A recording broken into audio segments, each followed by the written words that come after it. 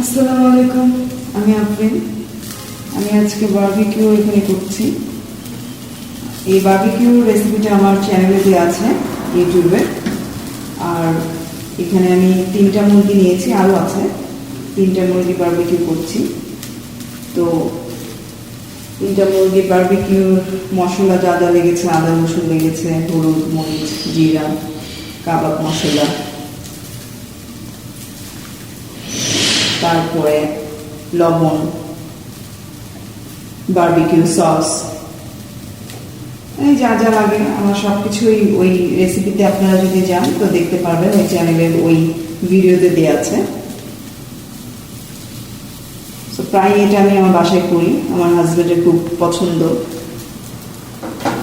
রুটির সাথে খেতে খুব পছন্দ করে। তো মাঝে মাঝে